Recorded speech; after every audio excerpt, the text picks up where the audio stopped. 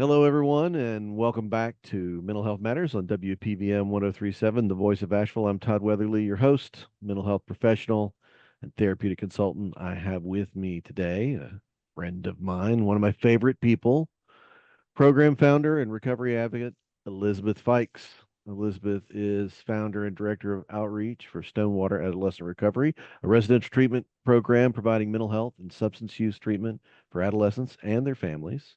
Elizabeth and the Fikes family founded Stonewater after she spent nearly 10 years as an international branding manager for one of the largest housewares companies in the U.S. In addition to her role as outreach and admissions for Stonewater, she's a whiz at making insurance companies cooperate with paying for treatment, which is why I like her, and plays an active role in the Stonewater family and alumni programs to ensure meaningful, sustained engagement. Elizabeth knows firsthand what it's like to see a sibling change in the throes of substance use and face the necessity of long-term treatment, which so many families are saddled with these days, unfortunately, more and more.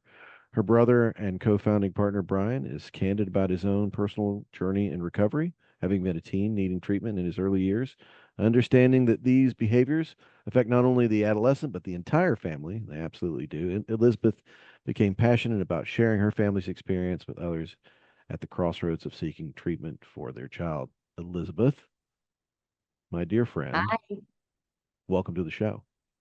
thank you so much. I'm so glad to be here. Well, we're glad to have you. You and I have known each other. How long have we known each other now? Oh, goodness. First question, and it's already a tough one. See, tough. I know that's me, the hard hitting, tough question guy. Um, I think let's see. I don't know, maybe 7 years, 6, 7 years. Yeah, it's probably 6 or 7. I mean, it was pre-pandemic for sure, right? Hmm. And then so I'd say we got 5 plus years on us. Did you Yeah, say? I think I so. mean, I don't know about me. I think I have aged a little. You haven't aged today. So, I Is there mean, video keep up. on this? That's right. Keep up what you're doing. I think it's because of the CrossFit. I Hmm. I, I tried to hang with the CrossFit when I came to see you, but Man, the biggest trooper. I tell lots of people that story. You are still the lone guest who has agreed to come to a CrossFit class with our team. I know. Well, I enjoyed the heck out of it. So it was a lot of fun. CrossFit being something not only you do, but you get those boys out there when they're in treatment too. So they remain active. But I think I've been out to campus. It's just this, beautiful setting in a wooded area against the river. The house is magnificent and everything else, but there's a lot of real cool stuff that's going on in that house. What is it that made you and your family, there are lots of families with personal journeys in recovery and lots of families that have dealt with, their adolescent or young adult dealing with addictions and going through treatment and everything else. Not everybody turns around and starts a program. That's a special kind of deal. What brought you to that conclusion? You and your family, of course. Yeah, definitely the entire family. I think we were so blindsided by going through this experience. We were that family that never thought it would happen to us. And, and when, we were in really oblivion for a long time. When we did find out about it with my brother, who was 16, it was his substance use was really progressed and it became a it was a life-threatening position that we were in at the time that we found out, and so had to make a decision really quickly, had to commit to a long-term treatment journey for him right out of the gate. All those things were really tough, and like I said, just not an experience that we expected to be in, and I think most families feel that way, and it's really isolating. And because my brother, he did a 90-day program followed by a year long of a step down program for him. That was therapeutic boarding school. And in May of this year, just a few months ago, we celebrated 20 years in recovery for him. And when we experienced what life after treatment and in recovery was like for him and for our family, it was even more beautiful than life before that, or I'm a better person from having gone through this. I think my parents are better parents. We're a better family. We're all better people. And it was the motivation to try and give that same testimony, that same story to other families, because there is a lot of treatment out there, but I would say Mhm. there's not as much really good, really trustworthy adolescent treatment. And that's where our heart is. That's where our passion is adolescents specifically. And when you start trying to find really trustworthy adolescent treatment, it's harder. There really isn't as much. Well, and I think that we're looking at a world where adolescent treatment is under pretty high scrutiny right now. Yeah. Wilderness treatment, sure. So it's kind of on the front end, but I think that we've seen some reticence from families about putting their Hmm. children in treatment across the board, not just Right. regardless of the kind. Mhm.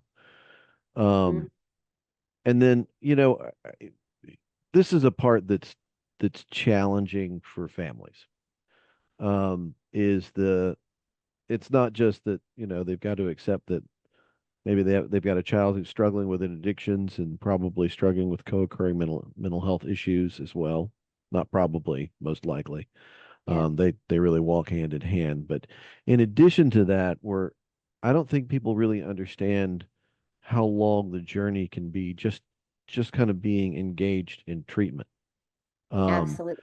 Start to finish. And a lot of times I'm talking to people about their recovery journey, but you've got this unique perspective where you were a family member, it was your brother, and you were kind of witness to it. Not that you weren't involved, but you weren't the one receiving care. Right. Like start to finish, how long was his journey? Like from the moment he went into treatment to the moment he graduated from therapeutic boarding school, how long Hmm. was that?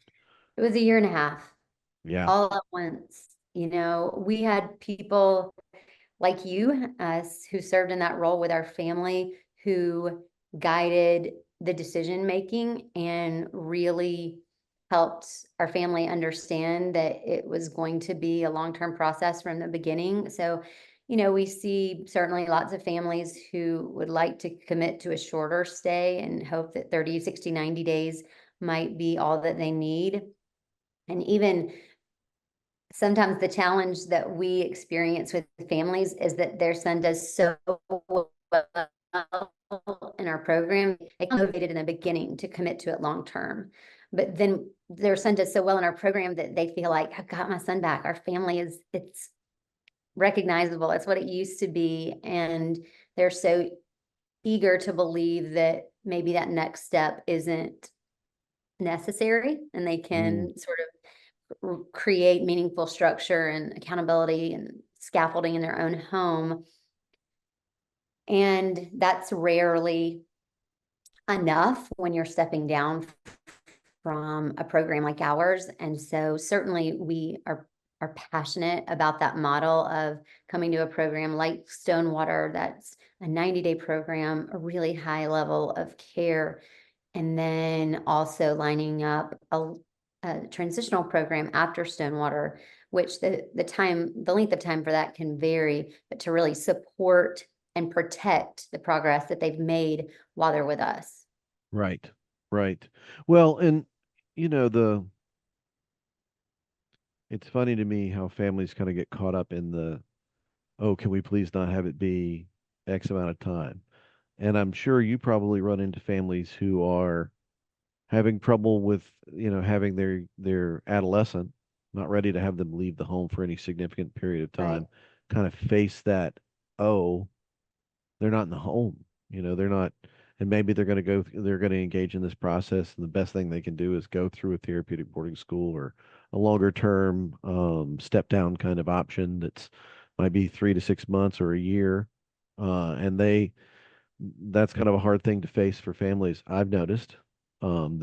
that's like this is you don't want to cut corners Hmm. That's when you're true. when you're dealing with something like this. And Well, as and much we're in Mississippi, What's so a that? lot of families have not, Mississippi is not close to a lot of families that come to Stonewater. And so families also struggle with that. You know, should we choose a program that's closer to home? Does that allow us to be more engaged? Or maybe does that communicate love, that we're keeping him close or her close? But what we see too is that there's value in getting further from the home. When an adolescent, when a teenager is closer to home, I think it's really hard for them to disconnect from that idea of, what are my friends doing? What am I missing out on? What's my family doing? Yeah. And then they can very easily get into a mindset of just ticking off the days until they finish, and not really disengaging from that and being present where they are and getting the most out of the treatment program. So while the distance can be a harder decision for families, ultimately what we see is it helps the teenager be less tethered to what's going on at home, and just really be engaged in what we're doing on campus and at our program. Yeah. Well, and location is families are like, well, I'm like, well, this location's not forever, first of all. And we got it. Well, there are going to be steps after this, and part of that's figuring out what those are going to be. But the other piece is that your location is it's it's well hemmed in by a natural setting, let's say. It is You're beautiful it, hedges and water and hills and you a little you bit know remote. you can hit a drive and you might not reach the end of the driveway. All I'm saying is somebody's There's not a going to lot of make it. therapeutic value to that long driveway. That's right. Somebody's not going to really make a run for it and get very far. Not that Mhm. that is probably much of a problem, but it's good to look off in the distance and have nothing but green to look at, and it's not only is it beautiful, but it's also like, okay, I'm here. Let's do here. I think there's Yeah, this mental shift that both families and the adolescent will make. Family goes away, they look back. It's like, here's this setting. yeah, And I also, we see a lot of families that will engage in some intensive home services and things like that, man. Home service is hard. Doing stuff not only in your home or where you live, like in the vicinity. It's really difficult because you always come home to the issues that are there, the influences that are there, and all that kind mhm, of stuff. And even if you're kind of on the fence, I think it's really better for a person to go away and get that yeah, almost retreat-like experience, right? right. So, Well, lots of parents, they ask, what if my son doesn't want to go to treatment? hmm, And, the answer is no, he doesn't. Adolescent boys, a lot adolescent girls, they don't typically sign themselves up for this. They don't think that they need a residential program. This is really an area where parents have to step in and be willing to make a really tough decision, despite the fact that their child doesn't necessarily think they need it in that moment, because they are willing to save their child, whatever it takes. And that's our job then as a treatment program, to get their engagement once they arrive on campus, to make sure that we're processing and restoring those family relationships, process through the emotion of sending a child to treatment. We have a huge focus on our family program, because I can tell you 20 years ago, there was no family program, really. No one ever said to me that this experience as a sister is going to impact you. And you may not feel it today. It might be 10 years down the road, but it has an impact on you.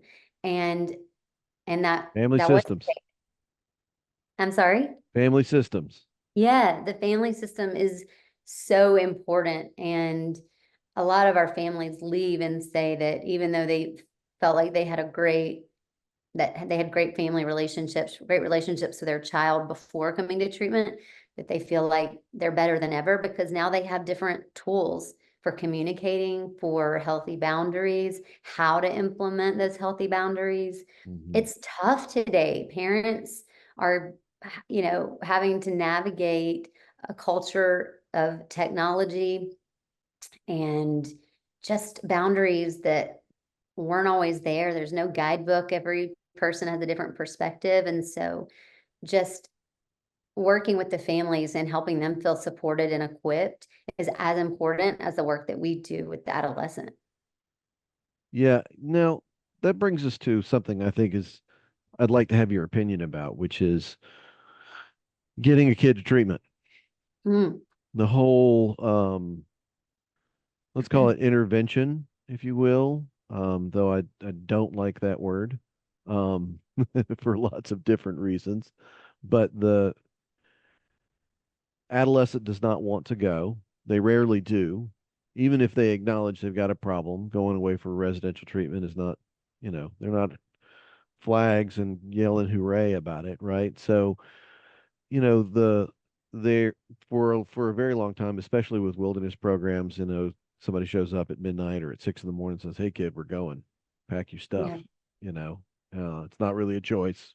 We're walking out the Hmm. door, and kind of and doing whatever needed to happen after that. And you've got kids that fought people off, kids that ran, and kids that did everything else. And there are certainly situations where parents end up having to face that kind of thing. Yeah. And that's difficult. I'd say that's, it's really outside the norm. Those are pretty kind of crisis acute situations that happen there. The rest of kids who go to residential treatment are having problems. They may have a mouth on them. They may say things that, parents don't like to hear, but there's still the availability of there's still conversation that's being had. Hmm. And so the prevailing trend now, of course, is to engage in this process far more therapeutically, far more like, let's get this adolescent to start making some good choices. Let's talk about what we think's needed, acknowledging there's a problem, you know, maybe not hoorah about going to treatment, but willing to get in the car and go there and check it out and, engage on some level. And usually if you can get that much out of them, they usually start getting things out of treatment that they find of great value and they stay most of the Yeah. time. What's your experience with this right now? Like, what's going on in the world in terms of getting adolescents into your care and navigating bridging that gap, if you will, of their willingness? Yeah. It's, it's hard because I think every parent would love to be able to bring their child to treatment and get them to agree to come and get in the car and go with their family and have that to be a family experience together, even though it would still be challenging.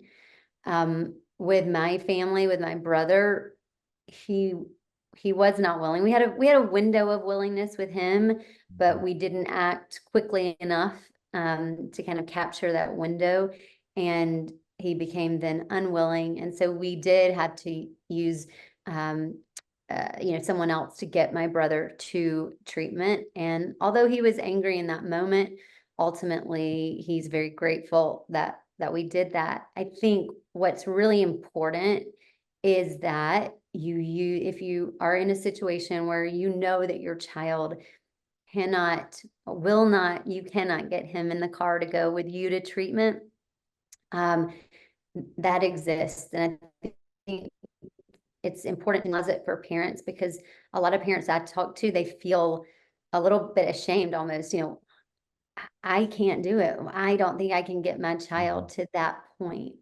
And normalizing that a lot of teenagers don't necessarily get to that point, and that you may need to consider having an intervention transporter help you with that process.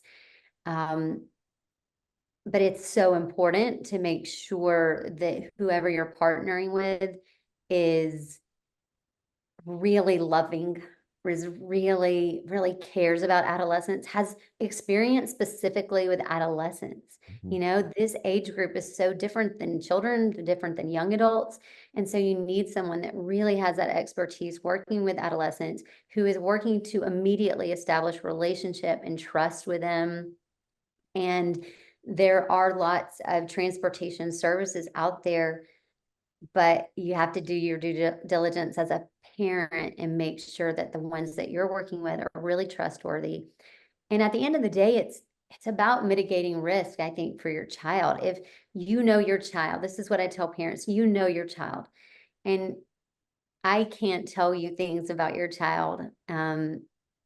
You have to consider what the risks are. Are you concerned that if you tell them right now, we're about to get in the car and go to treatment, that they're going to run away and disappear and stay with people and, uh, you know, people that you don't think are influences in their lives and you want to have Somebody's access to couch. them? Are they going to put Right. themselves, put themselves at risk? Are they going to go on a bender? Are they going to use weed and then get behind the wheel of a car? Are they going to do something that could put their life in danger that you won't be able to control? Well, then I think those are situations where it is prudent to consider getting some help with that process. Hmm.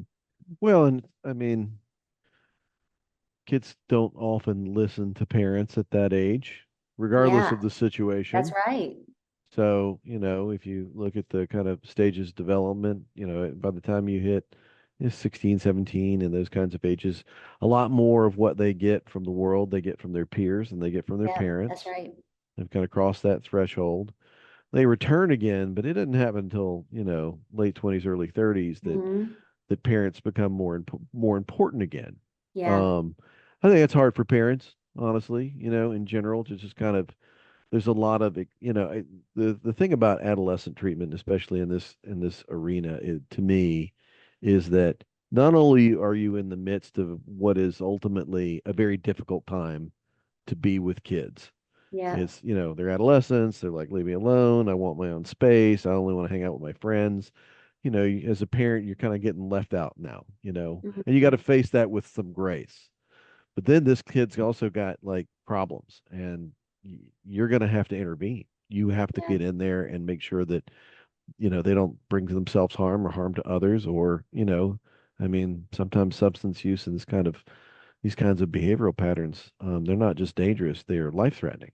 mhm. And so, a parent has to get in there, and it's like now you're having to navigate not only that they don't listen to you, but you have to enforce your opinion. It's like having a professional help you do those things is pretty important. And if they're listening to somebody who's a professional, somebody's getting involved and they're talking to that kid, that's a whole fresh source of eyes, whole fresh voice that they've not Yeah, heard that's right. before, and tune them Mhm. out or anything. Like, they've got an opportunity that a parent just doesn't have.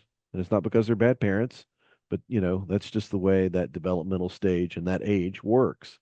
Yeah, Um, totally. and that's a hard thing for parents to accept. I mean, it's difficult for all of us. I remember aspects of this happening to me as a dad, and it was like, uh, it's heartbreaking. You know what I Yeah, or mean? yourself, with Right. my own parents, I look back.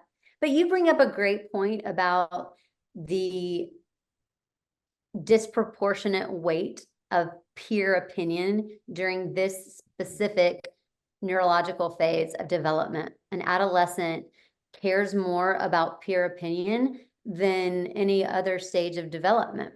And so it's important, we think at Stonewater, to use that, to really leverage that. And we have a whole peer impact program where they really learn to offer accountability, receive accountability, and also give accountability to their peers. They have some influence upon one another's progress because these are really important skills to develop Yeah. during this time in their lives, and things that they'll benefit from knowing the rest of their lives. And we could all benefit from, to be honest. Totally.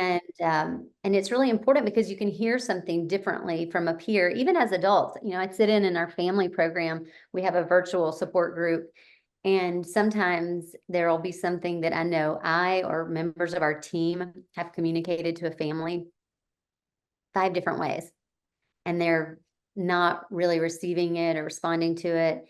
And then another parent in that group can say the exact same thing, and that parent will say, "Oh, wow, that's a great point. That's a great idea." They heard it differently from a peer, and that's even Yeah. as an adult. That's just how we are wired. And so I think there are positive ways to use that for both the adolescents and for the families. Well, and there's a thing that, as a consultant, it's like, well, what do you look for when you go see a program? And it's like, well, I mean, there are programs for all kinds of need. There are programs that focus on a specific condition or a specific population or what have you. So how do you what is the core of what one's looking for when one is trying to evaluate a program and determine whether it's any good or anything else? I'm not a as a consultant, I'm not a fan of the like putting an adult. Most people probably don't know this, but if you're a consultant, a lot of times people will put a couple of adolescents up to talk about their treatment experience, right? I don't like staging people or putting them in a performance kind of role. Like, not that they're unwilling, but it feels false to me. What I do like is something I got to experience when I came to your campus, which was to have a meal with everybody. Everybody has a meal in the same place, staff Yeah, and kids and everybody. I'm just a guest having a meal, participating in the meal. And if you want to get a good read on what the milieu culture, that is the culture that exists there on campus amongst all the adolescents that are in care and the staff and everything else, watch people eat together. And the fellowship is a thing. yeah, Whether you're true. a Christian or not, fellowship is a thing. And so, I think that being able to observe fellowship take place and Hmm. get a real feel for what's happening as people sit and eat and serve one another and clean up and everything Yeah, else, that gives you a really good sense of what's going on. And you've got a really great milieu culture. At least in my experience, that was that. And thank you. so I'm sure that that's intentional. Hmm. Talk about building that in your program. Like, talk about how you cultivate that. Yeah, it's a great question, and thank you for saying that. It is intentional, and I think that our therapist would probably tell you that some of the insight that they get outside of their offices, eating lunch with the guys, playing basketball, fishing with them, seeing them around people that they don't necessarily get along with, that can be as informative or even more valuable than sometimes what they get in their one-on-one sessions with the guys, because it is more true to life, and they're able to see what those stressors are, and what they respond well to, what they don't respond well to, and they're able to incorporate that. And our team is also, one of the things, our direct care team members in any healthcare organization, I'd say, are one of those that you see the highest turnover in. Hmm. And we moved towards a DBT platform several years ago, in which our direct care team is also getting ongoing DBT training.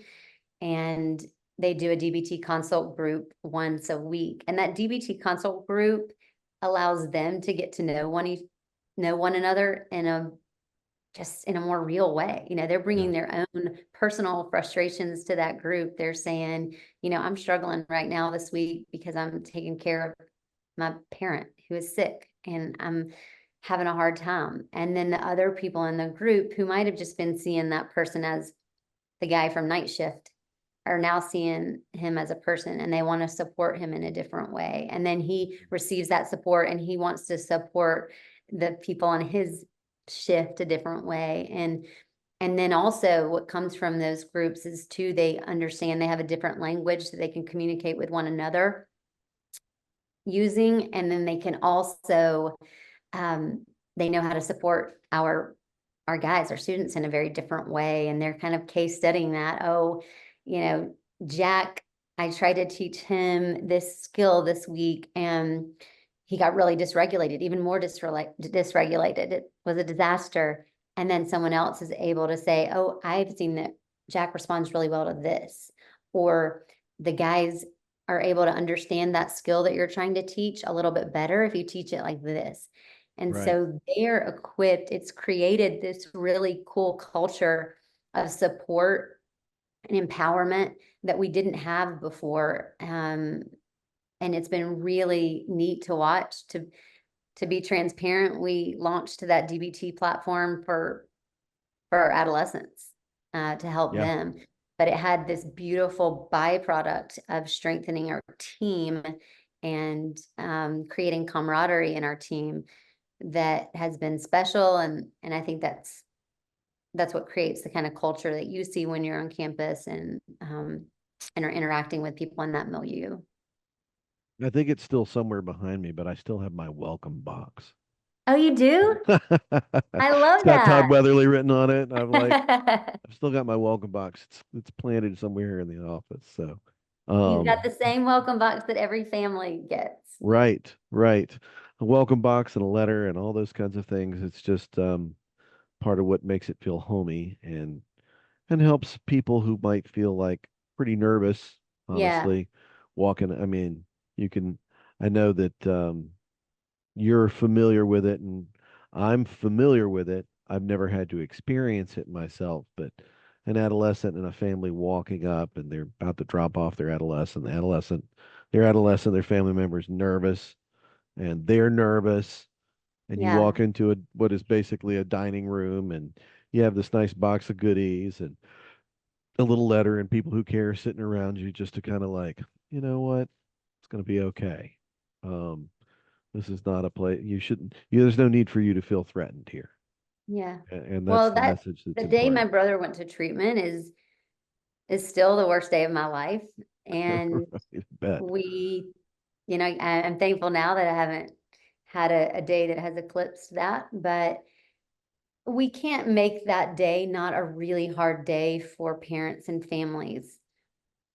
But we can be thoughtful about what they're experiencing and think of ways to make it a little less bad, a little more reassuring, a little less anxiety inducing. And we've tried to create some thoughtful moments for the families to feel taken care of so that they can, yeah, just feel a little bit better about the decision and sleep a little easier at night. Yeah, absolutely. I also making the decision, finding a place that's of quality and being able to evaluate that. It's kind of where we come in. Not all families find that, but when you got families finding you, what's the message that you give them? Let's say they haven't had a consultant and they've discovered your program and they think they might be where they want to come. I know that happens fairly often, and you're front and center with that experience. What is the message that you give to families to help them kind of feel like this is the way to go, not just for your program, but to choose treatment in general? What's your message to them? I think that it's so important for families to make this decision because it changes the path that their child is going to be on permanently. This is this really unique opportunity for parents to provide an opportunity for their child to live into their full potential, to get reconnected with their talents and gifts and purpose. And whether it's substance use or mental health, um, these young men, when we see them, and I say young men because our residential program is male only, but this is something that applies to teenagers across the board. We're just seeing that their confidence has just been chipped away at. And in addition to all of the things that they are going to be equipped with in terms of the substance use or mental health, it's this opportunity to rebuild their self-confidence in a way that can change their trajectory. Hmm. When you make the decision to choose treatment for your adolescent, you're doing it at a time when they're young and they're still so responsive to treatment and the things that they can learn in treatment. It can really change the path, I think, in a way that waiting might limit how much it really has an impact. Well, like you say, you were talking about this. There's this window. Mm-hmm. There are different kinds of windows of opportunity. One is a Yeah. window of willingness. That one Mhm. can exist, but there's also like how far down this road are you going to let your adolescent go, your son in this case, son or daughter Yeah. go before they encounter something that's really dangerous or they cross some line that's very hard to come back from, or Yeah. they turn something which is a very treatable, mental health condition into something that is a very resistant mental health condition. Yeah. And that line exists and it can be crossed. Well, So I, it's so hard too for parents today because marijuana is being legalized in so many states. And I think sometimes when something is legalized, we just start to assume that it's safe and that it's okay. And what parents don't realize is that marijuana, and especially the concentration of today's marijuana on an adolescent brain, has a totally different impact than it does on a fully developed adult brain. And 93% of the guys that come to Stonewater, marijuana is the problematic substance. And that surprises parents because mhm, I think our society right now has made them feel comfortable with some degree of marijuana use. And a lot of the adolescents that come to us, they're telling us and they're telling their parents that marijuana helps with their anxiety, it helps with their ADHD, it helps them sleep. And parents don't know what to believe because there is a lot of information out there about the benefits of marijuana. But I would just say that it's important for parents to remember that any data out there on those benefits is all on adults. You know, this isn't the impact that marijuana has on your teenager. And in fact, it's exacerbating anxiety. It's exacerbating yeah, ADHD symptoms. because they're not coming up with all, they're not coming up with strategies for dealing with anxiety. That's right. They're medicating it. And the thing about medicating something is you can't selectively numb. You That's don't right. just you don't just numb the anxiety. You numb everything else across the board. Mm, Which will impact an adolescent brain because they never get to develop those centers that are responsible for like emotional regulation and yep. impulse control and decision making and all that other executive functioning. All that stuff kind of gets put on pause, Yep. um, because you've got an adolescent that is probably if they're experiencing high levels of anxiety and they're using marijuana to medicate, they're probably consuming high levels of marijuana, Mhm. and that's going to have a pretty tremendous impact on somebody's development. It just will, and it doesn't happen to all kids, but it happens to a lot of them these days. But the thing is, alcohol's legal too, Yeah. um, and we know for certain we know what that looks like. When somebody starts, Yeah. adult or adolescent, either way, starts drinking more than they should, and the party never ends. Mhm. We've seen that too. But Yeah. um, at any rate, the I think that you're doing a great job of helping parents reach a decision, accept that there's a problem, and then be Mhm. willing to do something about it. That's one of the biggest hurdles that they get over. And then, Yeah. on the other side of this, just something that has been more true for treatment programs, and I'm glad to see a lot more of it, which is just really solid family programming. Like, isn't Mm. it isn't just you made this decision and then we'll do some things and your kids fixed and they come back. Like we were saying, the family system, but you're doing this connection with families even after treatment to give them Yeah. a resource so that they can talk about things, talk about the journey, talk about what's been happening with their kid. Parents just having a place that they can process some of this material with others who understand or other parents who've gone through it. It means the Mhm. world to families. That's my That's the experience. terrifying part. I That's right. remember that. It was like it was so scary to get my brother to treatment and to make those decisions to put him in treatment. But then you Now almost what? have this year and a half where you feel like, okay, well, he's safe and there's people taking care of him and he's in a supportive environment. And then there's this whole other fear that comes when it gets to be the time when he's about to leave and come Mhm. home.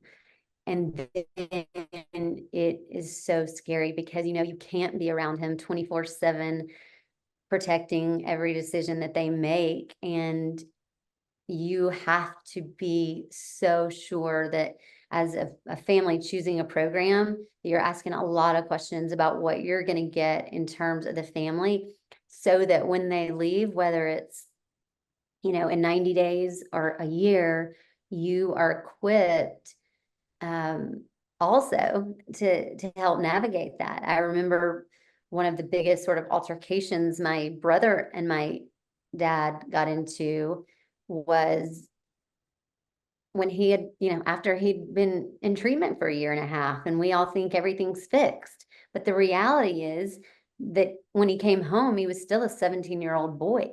He was still an adolescent, and he still had adolescent emotions, and he had Hmm. adolescent responses, and he'd learned a ton. And I think he was, because of his experiences, more mature than a lot of adolescents his age at that point, but he was still a teenage boy. And Yeah. if you as a family haven't learned skills and tools that you need to respond differently, to communicate differently, then it's going to be really scary, and it's going to be hard to support your child in the way that they need to, or your sibling in the way that they need to be supported. Yeah. This came out of my mouth one time when I was talking to my son, and we were talking about something um that was like, I'm not saying you don't know anything. I am saying that you don't know what it means. And it's like, Yeah, it's like you know a bunch, and that, but you haven't spent, decades or a lifetime worth of watching that translate out to results or right. consequences, or, how it impacts your finances and what it costs and all these other things. Like, it's not that you don't know what's going on, but you don't know what it means. And that's what I'm Mhm. here for. Like, I think I mean, that applies to families too when they get engaged in this Yeah, process. You know that it needs to be done. You just don't know exactly what it means yet. right. And it's hard to see out the other end and feel some comfort. I'm just glad that folks have someone like you. I'm glad that we have a resource like yours out there in the world. And thank you so much for being with us on the show today. Well, It's been ditto. Like I said, my family, we wouldn't be here if it weren't for people like you who we could listen to and we had no idea what to do, and guided every step along the way. And I'm just so thankful that, it does take a village, and every role in the village is really important. And we're so thankful that we have people that are willing to work with families on the front end to guide them to the right resources. absolutely. Well, this has been great. I'm sure that we'll need to do some follow-up shows and talk about some more. But until then, this has been Mental Health Matters on WPVM 1037, the voice of Asheville. Todd Weatherly, your host, here with Elizabeth Fikes. Elizabeth, great to see you.